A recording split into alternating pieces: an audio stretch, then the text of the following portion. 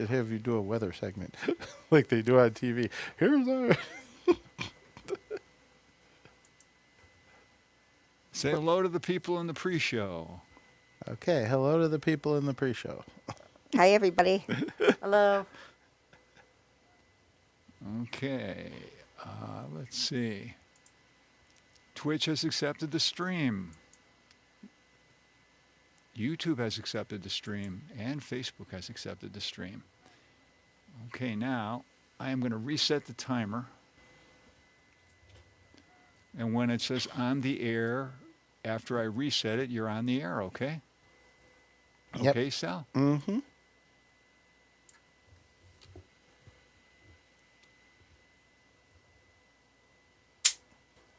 Welcome to the Oracle of Enlightenment Vortex on this snowy evening in Buffalo, New York.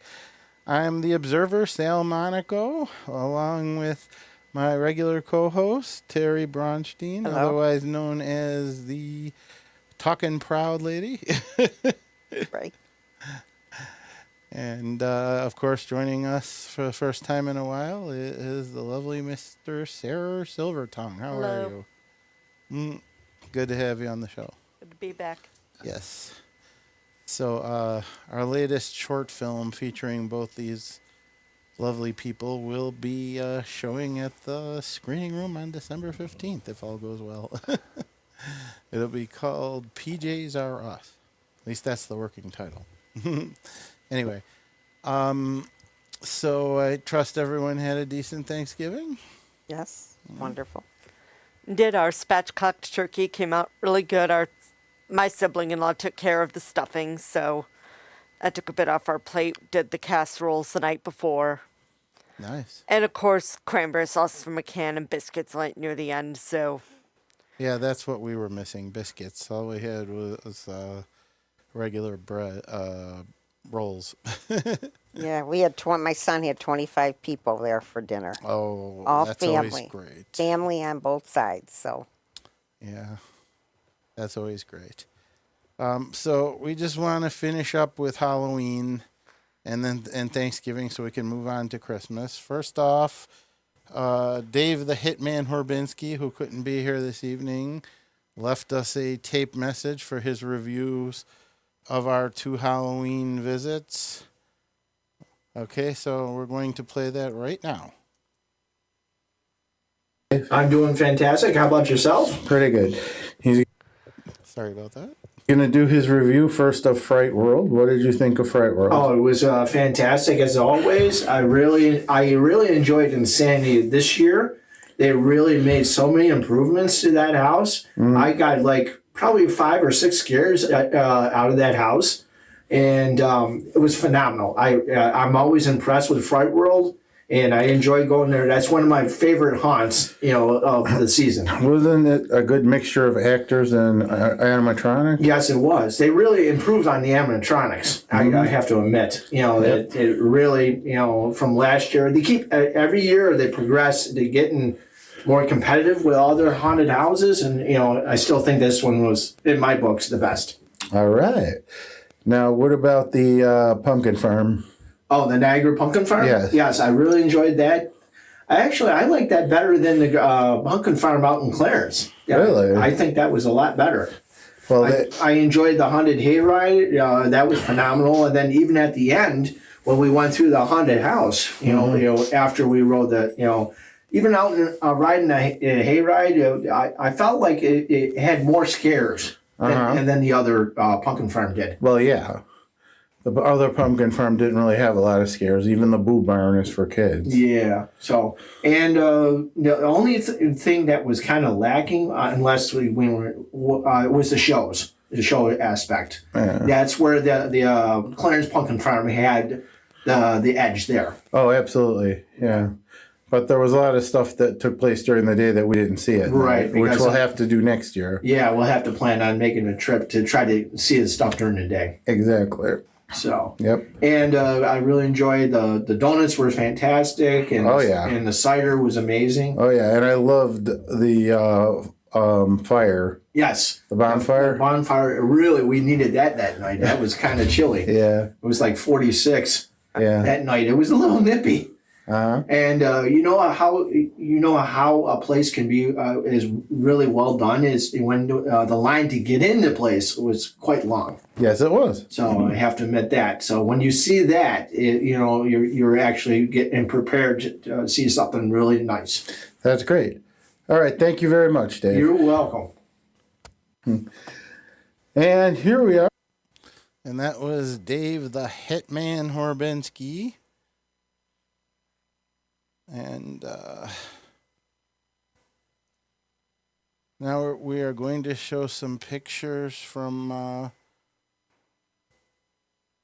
the two houses we visited. There we go. Now this is Fright World. That is their gift shop. And here are some other things. That's one of the actors running around. Another one of the actors. Another one of the actors. And here's an area where you can take pictures. They were running videos on there, advertising their escape rooms, which we'll be doing again in January. And here's some of the activities we saw there. I liked this with the wheel. Another part of the gift shop.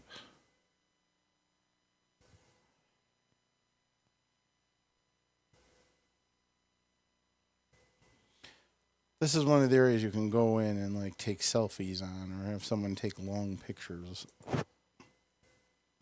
And these are the outsides of the haunted houses. As you know, they won't let us take pictures inside.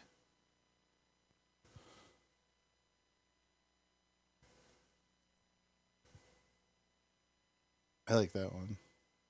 And there's the concession stand, which always has great stuff. Voted scariest haunted attraction. And that's, of course, what we had. And there's Dave in one of the places. I love some of these places. Sarah, what do you think? You've been to Fright World before. I mean, I have. Just I saw they added a new house this year, so thoughts on that since I was not able to go this year. Oh, it was great. It was great. There's one of the workers. She was wonderful.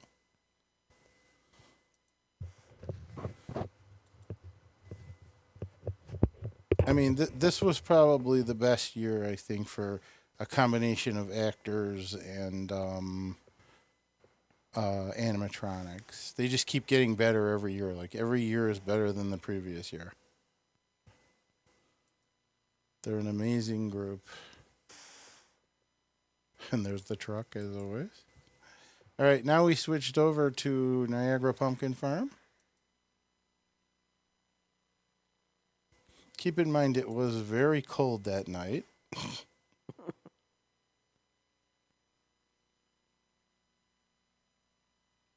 And there was their gift shop. Pumpkins. Petting zoo. Bonfire. Coffee cart. More like coffee truck, I should say. Cookies. There's some long shots of places to go. Again, we only went in the evening, and we waited for at least an hour in the freezing cold, and it was worth every minute. There you see the concessions. They got a lot of scenery and props. Yeah, Wonder where they store all that. good question. I like this one. That's cool. Yeah, we sat on those while we were eating. was a ride. But there was stuff that was closed that was only open during the day that unfortunately we didn't get to see, as I mentioned during the interview with Dave. Place for the kids. You can see some of the other activities that were shut down. That's Amanda holding her, toy. And there's Dave with Michael Myers.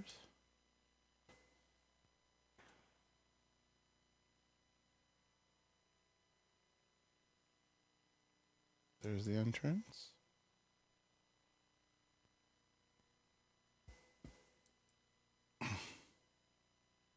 Oh, and the donuts were really good, as was the drinks. And here we are on the hayride.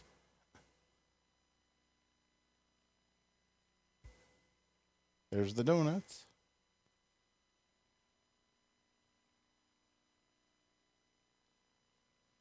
Yep, and there we are. And here we are with Dave Oh the my God, Hitman it actually Horbensky. How are you, Dave? I'm doing fantastic. How about you?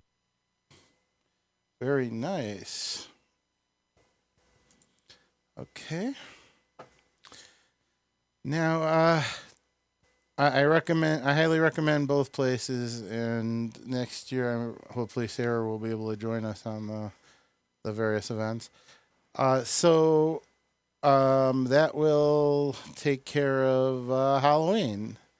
Now, the only thing I wanted to talk about as far as Thanksgiving goes was what everyone's favorite Thanksgiving episode was of a TV show. And we had to talk about this before, and my two co-hosts couldn't think of one of the TV shows, but they did think of something. Like, Terry, I believe you said you liked the Hallmark Thanksgiving? The Hallmark relations to the Thanksgiving festival feast.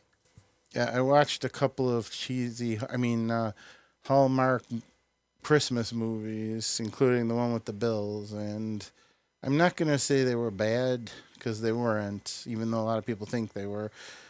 The other one had to do with a Christmas scavenger hunt, and it just seemed like, for the budget they had and the star power they had, it seemed like I was expecting more. I feel like I could have made a better movie. We could have made a better movie Then the holiday touchdown. That and the other one I was talking about. The good thing about Holiday Touchdown was having all the old Bills in there, like Jim Kelly and Andre Reed and all them guys. That was pretty cool. The storyline left a little bit to be desired, but overall it wasn't a bad film. Just like the other film. The one I saw on Tubi was really good. It was another stuck in time. Let's relive Christmas Eve over and over again until we get it right.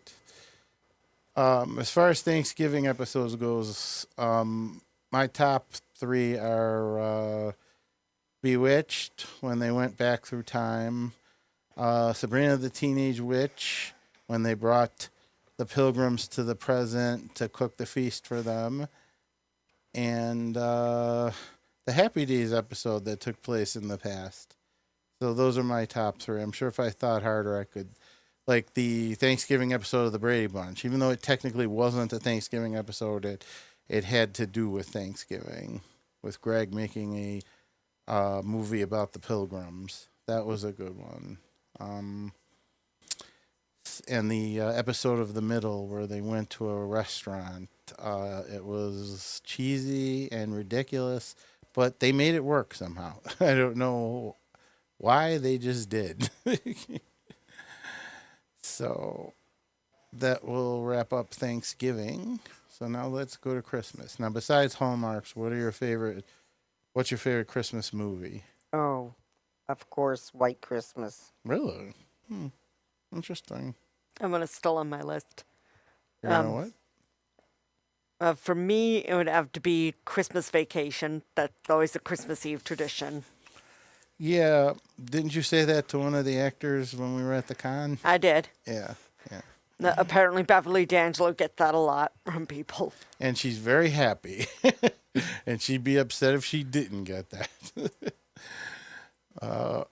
For those of us who are hoping to someday make it to that level of stardom, even John Wayne said he'd be worried of the day when someone didn't ask him to sign an autograph.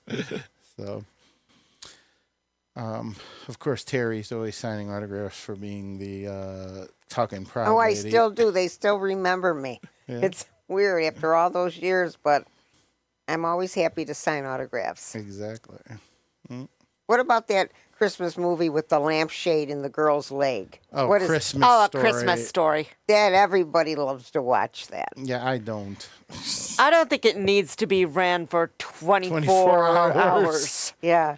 That was I gotta watch bad. that show. I gotta watch that show. Now, my favorite Christmas movies still remain. My top 5 Christmas movies are, which we go see a couple of them at the screening room every year, which they'll be doing Christmas week again. It's a Wonderful Life with Jimmy Stewart and Donna Right. Reed, and the Alistair Sims version of A Christmas Carol, and Home Alone. Oh yes, I love that original one. Yeah. I kind of got 1 and 2 in there. They're kind of like one long movie, just in 2 segments. Everything after that is different. I'm not saying it's necessarily bad, like a lot of people think, but I thought the other 4 movies were actually decent. Not as good as the first 2, but they were decent. And number 4 on the list is Unaccompanied Minors, which stars Fez from That 70s Show, and it is hysterical. It's well written, well acted. And number 5, I would say 12 Dates of Christmas with Mark Paul Gosselaar, just because it's another, we're trapped on Christmas Eve repeating the cycle over and over again, but it was, of them all, it was probably the best. Until this newest one, but go ahead. I just think there's too many Christmas rom-coms. Well, I mean, if you look at, like Terry mentioned earlier, Hallmark alone can run Christmas movies 24 hours a day from summertime on and still somehow have enough of their cheesy Christmas movies. I remember one I saw, I don't remember if it was the Hallmark one or if it was a family one. The Great American Family. No, Freeform, the channel. They show a lot of Christmas. I can't remember if it was a Freeform one or a Hallmark one, but it was called The Snow Globe, and it was so horrible. I mean, I can't even believe they made a sequel. I mean, it was literally terrible. I mean, the plot made no sense at all, and but it seems like those Hallmark movies don't really need to make sense. Well, now they've got Great American Family on too, so Yeah. that's another one like that. Right. Now, does anyone remember any of your favorite Christmas specials or Christmas TV episodes? Oh, Andy Williams. Really? I used to love Andy Williams. Well, you got me on that one. Sarah?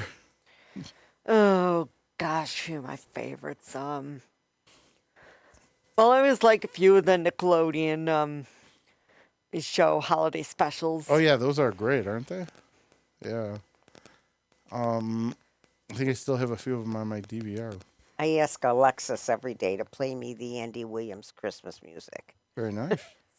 The Pee-wee's Playhouse Christmas special. Okay, I saw pieces of that, but I think the best part of it is when Charo gets on and starts singing Feliz Navidad. All right, as far as episodes go, The Thundermans has an amazing Christmas Carol type episode. So does Family Ties. Those both did a really good one of those. Highway to Heaven did a really good a Christmas Carol episode.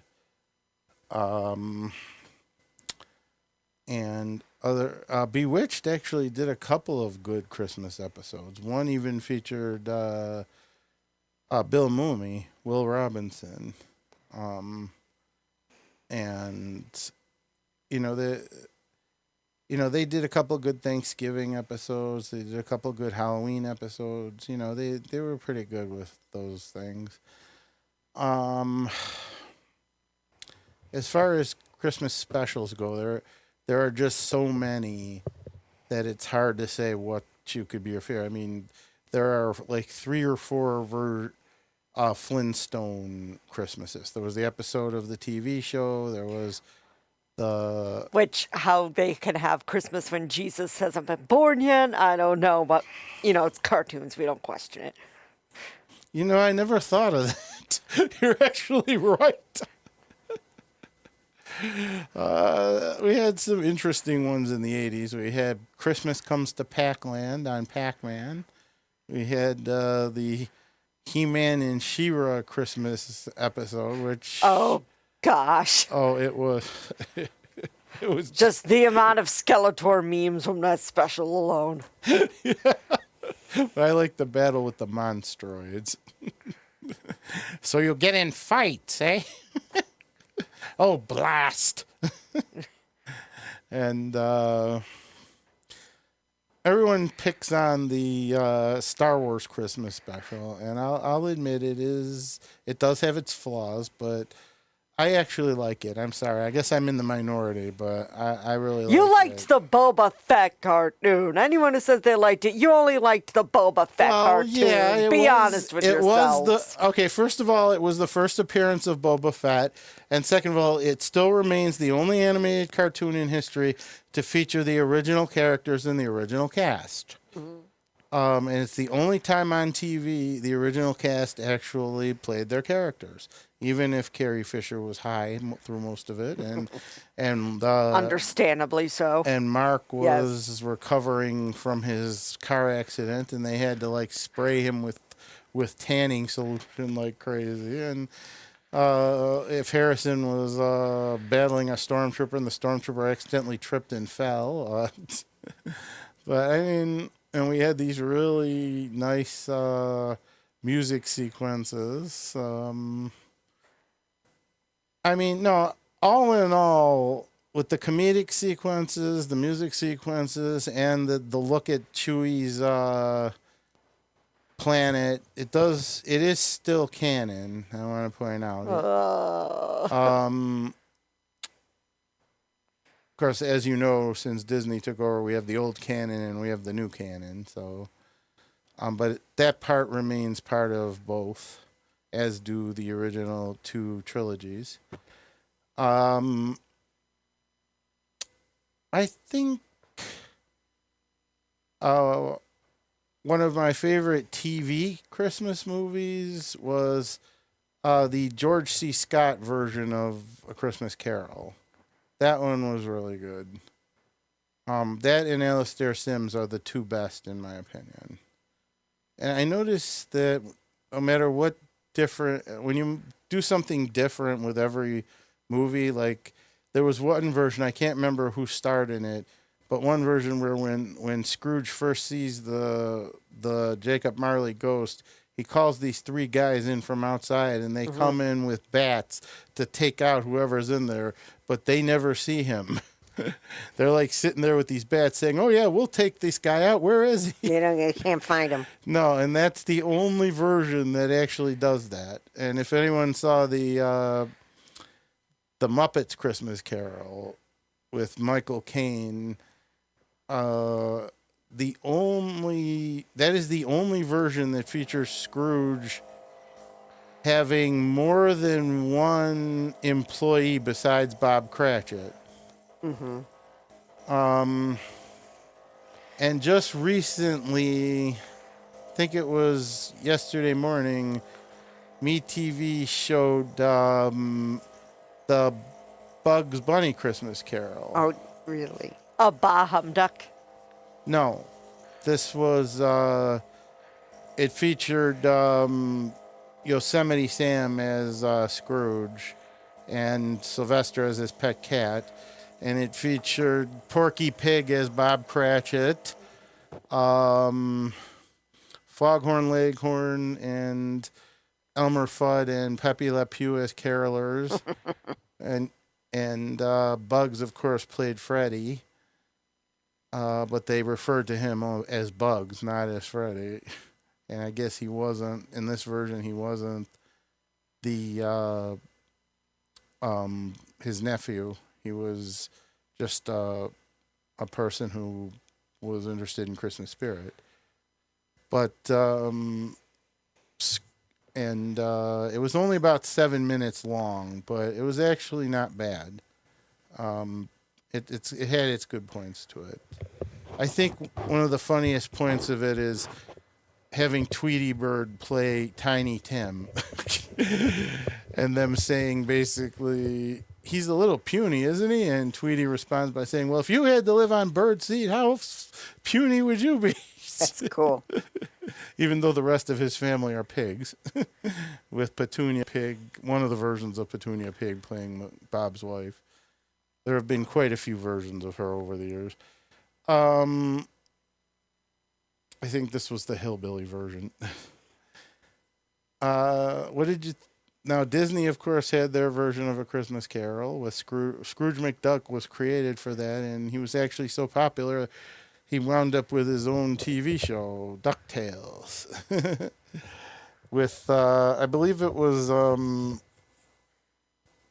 No, I would say Scrooge McDuck had comics before that. Did he? Okay, he might have. And I know he was in some other episodes between A Christmas Carol and DuckTales. I know he appeared in other places. But I believe it was Goofy who played Jacob Marley, and the Ghost of Christmas Past was played by Jiminy Cricket. The Ghost of Christmas Present was played by Wally the Giant. Willie, sorry. And the Ghost of Christmas Future was played by Pete, Goofy's best friend and next door neighbor. So, well, I wouldn't go so far as to say they're friends. Frenemies? Or just annoying side characters like Christmas with the Cranks. Oh, I despise that movie. Well, he had a I've neighbor. never seen that one. He had a neighbor that lived. Oh, don't waste your time. Yeah. Oh, okay. Well, he had a neighbor next door that he would fight with, and when Tim Allen's character realized that he couldn't go on this trip, and that the neighbor's wife was dying of cancer, he decided to give the trip to them. And the other guy goes, "Does that mean we have to be nice to each other?" And Tim Allen goes, "Of course not." And he goes, "Good, because I really don't like you." So yeah, if you look at, there have been umpteen animated versions, umpteen TV movies, shortened versions. There was one with Sir Seymour Hicks, and it was older, and it was really short, so I think... There was a musical version. Oh, yes, that was with Albert Finney. That was called Scrooge. And let's not forget Bill Murray's version, Scrooged. I still like that Christmas Carol, and I've seen it in a stage play, put on here in Buffalo by Neil Radis. It's a really good. Our old friend Neil Radis. Yes. His father helped me make my first movie. Oh, wonderful job he does. Yeah. But, yeah, there have been umpteen stage plays, too. One of my favorite animated versions was the Mr. Magoo Christmas special. That was great. And let's not forget some of the big classics like Charlie Brown Christmas, the first one. I remember the last time I watched it, how amazingly, because I could swear it was longer, but then I looked it up, it's like 20 minutes. What was this? Charlie Charlie Brown Brown Christmas. Christmas. See, here's the thing. Because it was so heavy with religious symbolism, when they originally ran it, they told Charles Schultz he was crazy and to expect a lot of yelling, a lot of anger, a lot of feedback. A lot of feedback. Negative. You saw what happened there.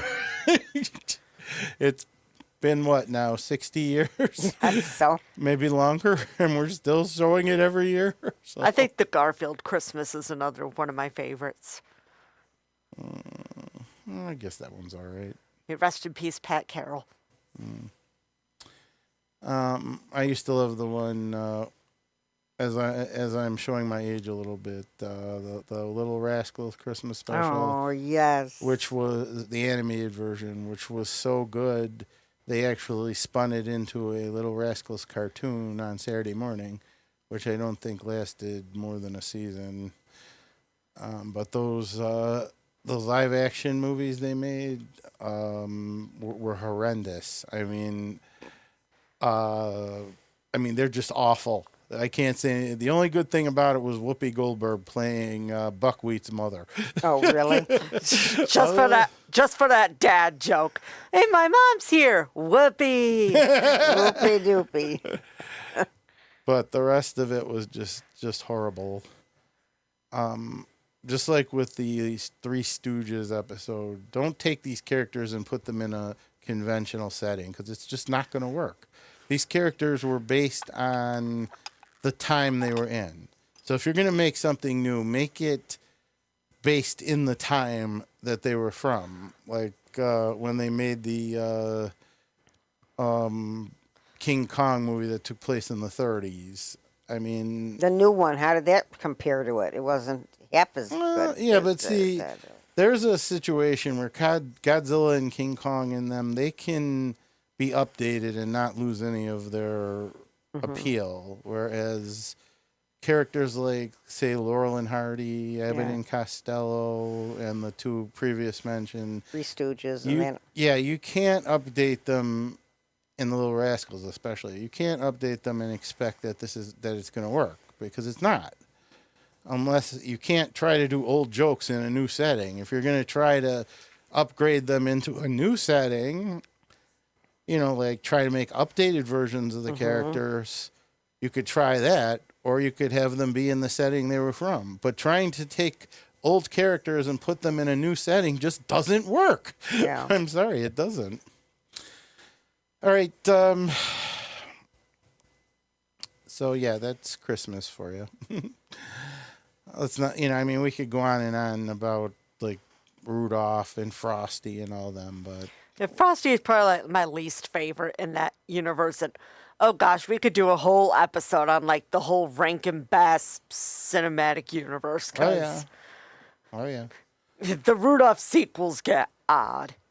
Well, at least the only real Rudolph sequels were you had Rudolph the Red-Nosed Reindeer, Rudolph Shiny New Year, and you had Rudolph and Frosty's Winter in Christmas in July. Christmas in July. The three of them are tied together. Anything else is off on its own, except for it also tied in with the first two Frosty Like there was one specials. that involved St. Patrick's Day.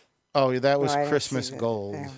and that was not a Rudolph special, but it was still a decent special with Dinty Doyle and St. Patrick was in it and the Mag the Hag.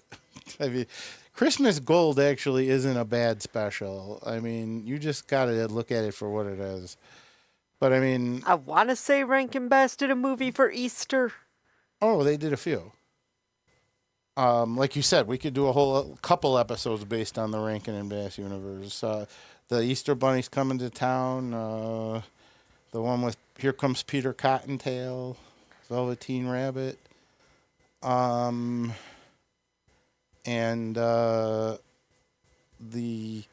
like I said, the first two Frosty cartoons were also incorporated into Christmas in July. So I those remember five- watching. Yeah, those five were all tied together.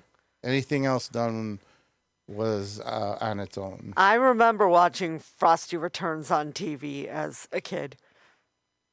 I want to say John Goodman is Frosty. Yes, but that one was, that and the other one, which I can't remember, they didn't capture the true magic of Frosty. Yeah. It's not John's fault, and I'm not saying they wrote bad They didn't, stories because they didn't, but it just didn't feel like Frosty. The later one felt a little bit more like Frosty, but it just didn't, it just didn't feel right, you know. Like that magician was such a weak villain. Yeah, well, I mean, He's no Burgermeister Meisterburger. true. That's true. He's one of the best. Meister Burger. Like Burgermeister Meisterburger take care of a baby? Outrageous! I want all the people's windows and doors locked tight. Oh, I'm sorry. Did we forget to check the chimney? That was Santa Claus is Coming to Town, where they attempted to explain all the things about Santa Claus, which actually wasn't bad. I enjoyed that one. But I liked the Christmas. Now I'm blanking on the name of it, but it was a TV movie, I think, and it was Art Carney as Santa and Paul Williams as his head elf and June Lockhart as Mrs. Claus, and it involved the main character was Jacqueline Kelly Garrett from Charlie's Angels. Jacqueline Smith, that's it. And in which case, everything was scientific. There was no magic involved. Like, he was the transporter to get in and out of chimneys. He had a time stretcher that allowed him to go around the world in one night. And they had all these really good gadgets, you know. I think that's the only version in which there was no magic involved at all. There was a Muppet holiday special I watched and taped on TV as a kid called Mr. Willoughby's Christmas Tree. Has Robert Downey Jr. singing and dancing in it, Leslie Nielsen as the butler, Stockard Channing as the maid, and we follow this family of mice. They're trying to find the perfect tree. Like, it's a running gag. Mr. Willoughby's looking for his perfect tree, but it's just too tall, and you just follow as it keeps getting smaller and smaller past the different groups. Like part of it's given to the maid, and then that's too tall, and then that part's given to a family of bears, and then that's too tall, and then we go to a family of owls. Well, I liked the Toy Story Christmas special. It's pretty good, but one that's really horrendous was well, I just lost it out of my mind. Maybe it'll come back to me. But there have been so many good of not just Rankin and Bass, but so many good classic Christmas specials and things. And now, like you said, it's hard for them to keep coming up with ideas for movies and TV shows and stuff. Like the one, the iCarly Christmas episode. Now, they managed to take It's a Wonderful Life, Charlie Brown Christmas, and Home Alone and tie it all together into one half-hour episode. How'd they do that? With a very well-written and very tight script. Wow. I consider that one to be one of the top 10. You like that one? Yes. One of the ones I watch every And what's the name of it again? iCarly. The first series, not the second one. Another one of my favorites is Comfort and Joy from Justice League Unlimited. Okay, I'll give you that one. Is that the one where the Ultra Humanite It teams up with the Flash. with Yes. the Flash, and he says, "Look, let's deliver this toy, and then you can take me to jail." And he upgrades the toy. See, now that version of Ultra Humanite is not nearly as evil as the one in the comic books, and I kind of like that about him. Because someone who's that intelligent shouldn't be that evil. I'll welcome any opportunity to bring culture to the uncorrupted. Yeah. I preferred that version to the version in the comic books. It's too bad Stargirl got canceled when it did, because they were going to bring the Ultra Humanite back into the show. Of course they did, because CW just puts everything on the chopping block now. CW really dropped the ball on that. I don't watch anything on them anymore because they dropped the ball so badly on so many good shows. Like Naomi or Gotham Knights didn't even get a chance, and it was so good. I wonder why that happens. Why they don't give them a chance. Because just there's sad. bad stuff going on behind the scenes.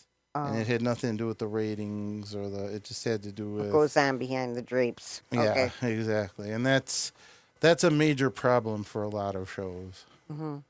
Like Quantum Leap. Now, they did an amazing Christmas episode. And they did 3 very good Halloween episodes. And they were only cut because of some bad stuff going on behind the scenes after 5 years. And when they finally got rebooted, now that brings me to the next topic, which is what actually makes a reboot good. I mean, now let's start with Quantum Leap. We all loved the original series. So when they brought it back, we knew Scott decided he didn't want to be part of it. Dean had passed away a year earlier, and Dennis had passed away. So there was only a few actors left from the original show, and most of them had been on maybe once or twice. Because even though their characters are talked about the entire time, like we only actually saw Tina in one episode, even though she's talked about from the beginning to the end. We only actually saw Dr. Beeks in 2 episodes, and we never actually heard her talk because her lines got cut. And we only saw Dr. Elise in 2 episodes, and she was played by 2 different actresses because it was 2 different points in time. So the Beth was only seen. Beth, who was Al's wife, was only seen in 2 episodes of the original one, and she was actually brought back for the sequel. She's the only actor to be brought back for the sequel series, and the only other character brought back was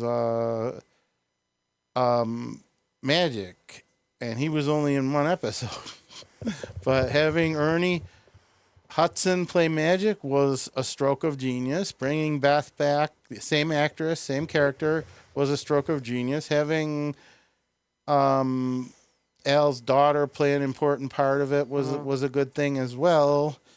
Them trying to find Sam was a good thing before Dr. Song and got lost in time.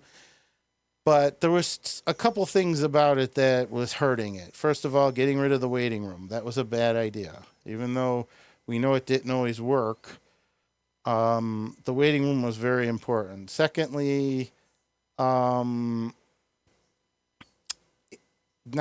using more of the legacy stuff. That hurt the show very much, too. I mean, occasionally they would mention something like the Evil Leapers, but there was so much other stuff they could have done from the original show, and that they just ignored in favor of trying to do a lot of fancy new things. Now, they had a great new cast. I mean, Dr. Wright was wonderful. Jen, the security girl, was wonderful. And Addison, the new hologram, she was great. But, it was the other thing that was hurting was the fact that we're not quite sure what Ziggy was doing. I mean, at one point, people think Ziggy's the one that's been leaping the leapers through time, and at another point, the entire first season has an arc about them trying to chase down this renegade leaper and trying to figure out who he is and why he's doing it and everything else. And now I realize COVID came in and caused some problems, but I think COVID's actually the reason it lasted 2 years, because there wasn't a lot of other stuff out there. But I don't know if having Magic fall in love with Beth was a good idea or not, but I appreciate that they were trying to do a lot of new things with the formula, like having Ben leap into every character in a scenario in one episode. It's like, okay, we have 6 guys in this room, and Ben's got to leap into every one of them at a certain time in order to until he can actually fix the problem. I thought that one was pretty good. So they were coming up with a lot of good ideas. It's just the concept of saying, well, the accelerator did this, well, the accelerator did that, well, Ziggy did this, well, Ziggy did that. That was wrong. I mean, we know they made more than enough points in the first movie that it was God that was leaping Sam around. And the devil came after him once, then he sent the evil leapers after him, and God sent an angel to help him, and there were other times when Sam needed help, and either he or Al would say, I could use some help on this, and then something amazing would happen. So, and in the last episode of the classic series, we're pretty sure that Bruce McGilney was playing God. But they didn't say yes or no for sure. You didn't know. You didn't know, but, they kind of hinted to it very much. But Bruce was in the first episode playing a different character, so having him come back for the end was a good idea. But, I mean, it's kind of like with Doctor Who. I mean, with Doctor Who, we can keep the same characters because we can replace them with any actor. And the companions, as long as the actor's alive and willing to come back, we can call them back. I mean, in the one episode, we had actors that were on the show as far back as season 1 in 1963. Wow. Susan's been on, Ian's been on. So with Quantum Leap, they couldn't really do that. So the new cast had to carry it. And I'm not saying they weren't. The Dr. Song was a great character, and Addison was a great character, but they just didn't go far enough in some areas and went too far in another one. So I think the best way to do a reboot for me is like, say, Fuller House, for example. That was how you do a good reboot. Be as true to the original as possible. Bring back as many people as possible. Almost every actor that was in that show that played a reoccurring character came back, with one exception, and that was the Olsen twins, who played Michelle. Mm-hmm. They were not seen at all. They were talked about, but not seen at all. But every other character was brought back, played by the original actor, which was amazing. And for 4 years worth, a lot of cheap gags that they used when they were kids were thrown out. And that was a good idea. They worked when they were kids. Don't try to duplicate them now. So, I'm sorry it only lasted 4 years, which was only half the time that the original one did. But it should have gone farther. Just like Girl Meets World. It only went half the time its original Boy Meets World did. But, with Sabrina Carpenter in there and a lot of other, it was faithful to the old series while building it anew, which, and in this case, it built with new it's like, let's have our legacy characters, let's have our new characters, let's intermingle them, let's keep up the stuff from the original show, but still have it work. You want to comment, Sarah? That was my journey. Like, I actually got introduced to Knight Rider through the reboot, and then watching the original. Of course, the original's a lot better, and I think the reason the new one just bombed is because they took away that man on the ground element, and to see Michael Knight actually get to know these people. Well, Knight Rider, the original Knight Rider was, of course, great. Knight Rider 2000 was a sequel, and that was going to become its own series, but that got scrapped. Unfortunately, but it was a very good movie. We got to see Devon's death. We got to see Kid in a new body. We got all this other stuff. Now, if you look at Knight Rider 2010, it didn't work. I mean, it worked as a movie. No relation to the franchise at all. The only reason they use that title is, we've got a talking car. Well, it was their attempt to create a futuristic version of the show. It is actually part of the franchise, but it was not related to anything else in the franchise. But Team Knight Rider was very well done, and it deserved more than just one season. It was just It only got one It only season. got one season, but it was still very well done, and you know, having Kit be there and nobody know where he was, and having another actor as Michael Knight. They asked Hasselhoff to come back, and he blew it off because he was too busy with Baywatch. And once Baywatch got trashed, then he was like, "Do you want me to come back?" And he told me personally that he made a mistake by doing that.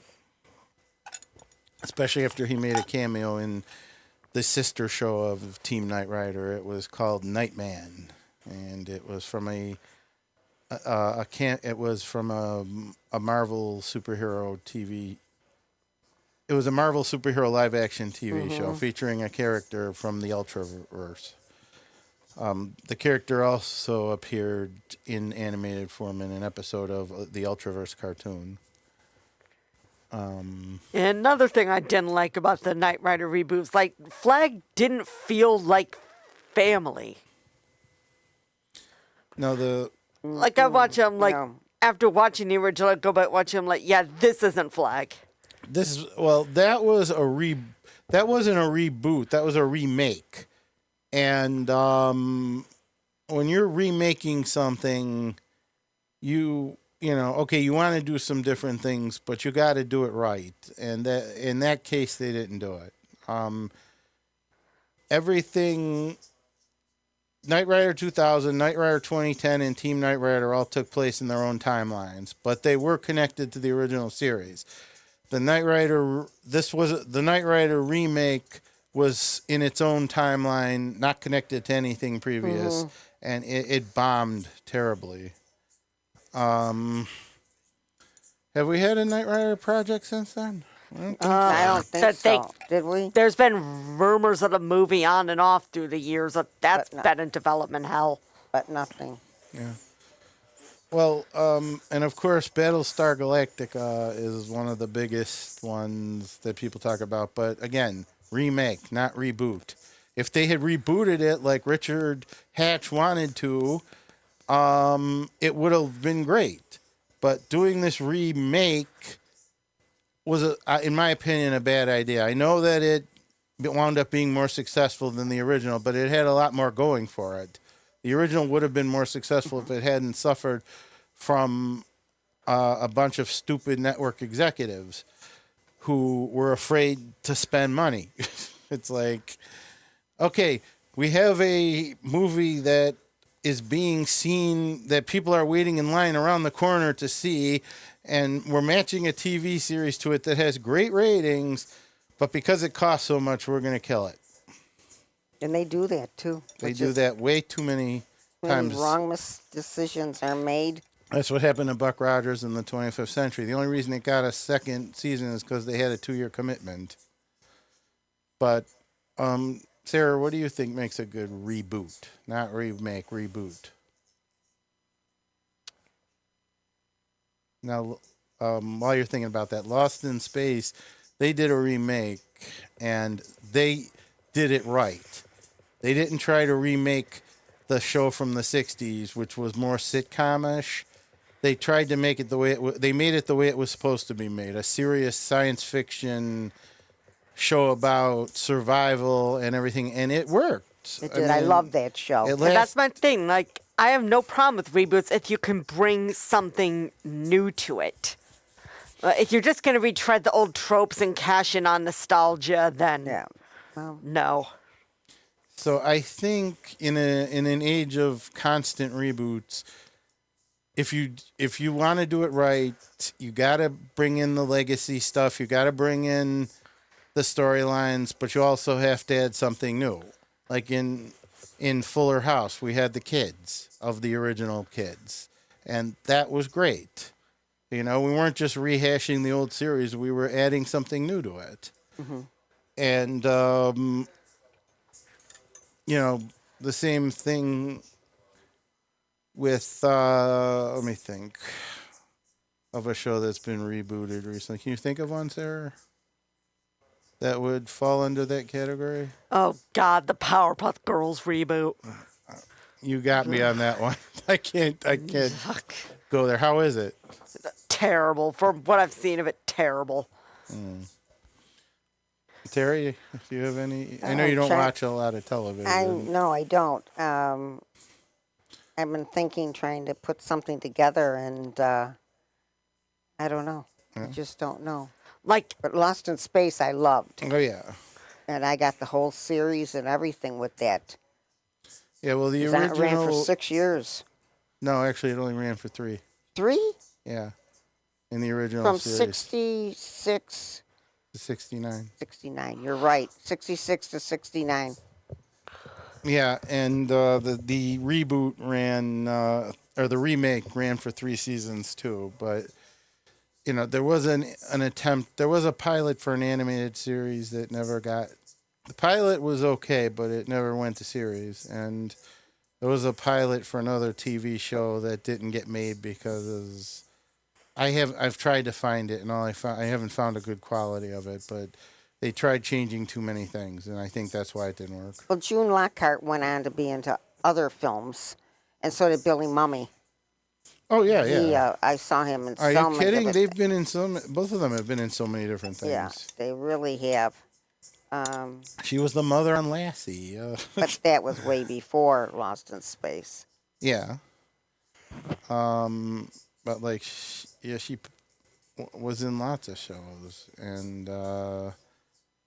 Billy was like the top young actor at the time. I mean, Twilight Zone, Bewitched. He was on a lot of shows. Yeah, was he the same age as the young boy in Andy Griffin? Ronnie Howard? Yes. They were about the same. Yes. They were 2 of the top young stars of the time. That's right. Along with Kurt Russell and, a few others. I'd say they were the top 3. But, yeah, the good thing about the remake was, like I said, it was a more serious version. Bill Mumy was in the remake playing Dr. Smith. Well, the real Dr. Smith, not the lady who pretended to Oh, be that Dr. Smith was the best. No, He made that show. And the new robot. I loved the new robot. Did you? Yes.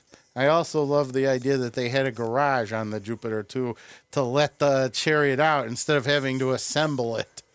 And it's like, oh, we've got space pods on the Jupiter too. We just won't show them to you till season 3. And we've got this entire area of the Jupiter 2 that will only show you in one episode, and it's incredibly big for a ship of that size. But yeah, I mean, a lot of episodes of that show were not supposed to be taken seriously because, as we learned in the comic book, a lot of episodes of the original didn't actually happen. They were stuff that Penny wrote in her diary just to be funny. what? Yeah. That's so dumb. No, it was brilliant. It was the only way to explain why we had these great adventure episodes, we had these great hardcore sci-fi episodes, and then we had these totally ridiculous episodes that had no reason for being there. So we had to explain it, and I thought that was a good idea. First of all. Second of all, I don't care how much people liked Dr. Smith. There's no way they would have kept him on board as long as they did in real life without like tossing him off at either throwing him out the airlock or leaving him on some planet. I know they tried to a few times, but he always ended up back with them. And it's like, Yeah, but he hid out in the beginning. That's how he got on the spaceship. no, I He know hid, that, and but I'm saying not, at least in the movie, they gave a reason why they kept him because they needed his medical knowledge. Okay. But that movie was a dumpster fire. Oh, yeah. Big And time. Big if time. it wasn't, there was only one good thing about that movie, and that was Lacey Chambers playing Penny and Matt LeBlanc playing Don. I remember we went to see it when I was a kid at the Transit Drive, and I think my dad fell asleep. Also, there were cameos from a lot of the originals. Yeah. Like a lot of the kids and the original Don, the original robot, voiced it. Bob May and Dick Tufeld. But other than that, it really was a dumpster fire. At least, we got the old series, we got the new series, we got the cartoon. This movie has no reason to exist other than the fact that Irwin Allen died and somebody got the rights to make the movie. Because he would not let anything be... He hated sequels and didn't want anything made. When he died, they got hold of it and said, we're doing this. And look what happened. Yeah, look what happened, because they didn't bother to... at least Jonathan Harris and Bill Moomin were smart enough not to be part of this piece of crap. Okay, we got about 27 seconds, so anybody want to say anything? No? All right, well, happy holidays to everyone. I hope you had a good Halloween and a good Yes, Thanksgiving. happy holidays. And I hope you have a good Christmas and a good New Year's. We'll probably be on next between Christmas and New Year's. So for the Oracle of Enlightenment, I want to thank Serrere. Happy to be here. And Terry. Thank you. Merry, happy holidays. Same to you.